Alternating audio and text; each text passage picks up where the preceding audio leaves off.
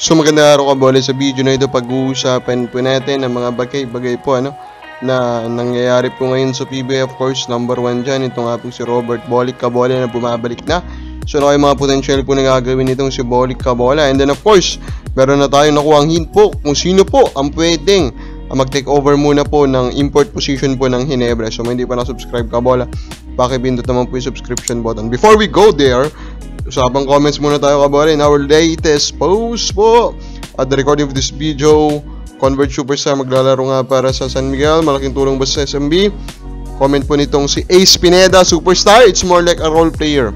Diba? You can still consider him naman a superstar. Diba? Dun sa team mismo, kumbaga, kilalang pangalan, and he was given the usage naman.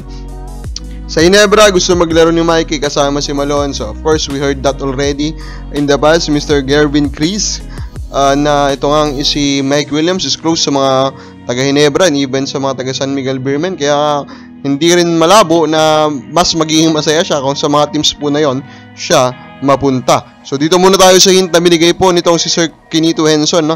Regarding nga po dito sa pagkakakilanlan ng potential po na pumalit muna dito kay Justin Brownlee kabola.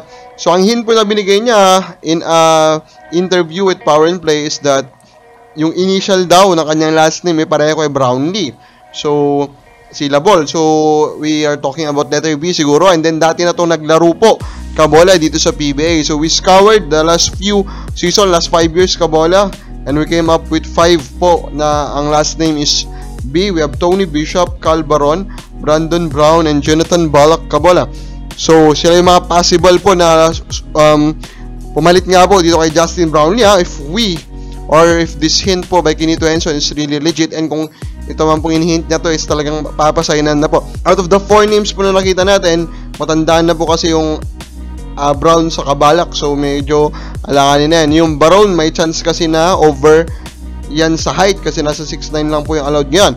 So, I think the most likely po na papalit Garod, if we follow po the provided hint, is that Tony Bishop, dating naglaro po or import po kabola ng Meralco Bulls, which will be very very interesting kasi of course nakalaro or nakalaban nga ni Tony Bishop itong Barangay Ginebra in the playoffs kabola.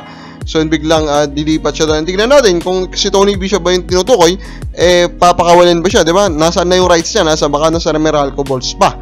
Now, ito naman pong si Robert Bolick. Of course, alam naman na natin na siya po ay bumalik po dito sa bansa. Pero hindi pa klaro kung sa PBA po siya babalik at maglalaro.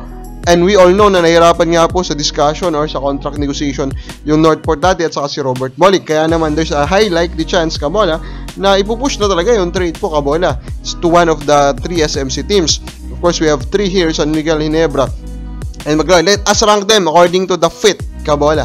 Number 3 will be San Miguel Beermen. Sobrang dami lang kasi talaga ng ball handler nila. Sobrang dami po ng players that needs the ball. Of course, number 1 dyan si Junmar Fardo.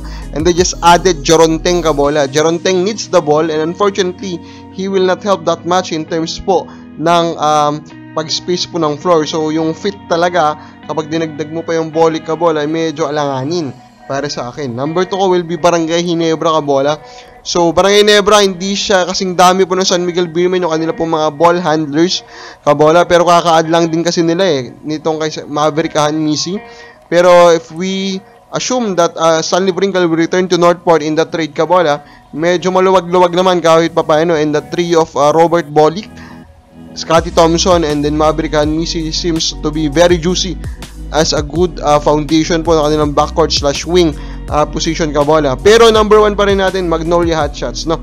So if you look at the guard wing rotation currently of Magnolia, medyo malalim din. Nandiyan si Gio Halalon, Mark Baroka kabola, Paulie of course, nandiyan din, si Jerica Hanmisi, nandiyan din kabola. Pero overall, knowing the age of Paulie, the age of Calvin Abueva, the age of Mark Baroka, I think the fits is very nice, and I think he can create a very very good tandem with Halalon, who is not a consistent shooter kabola, diba?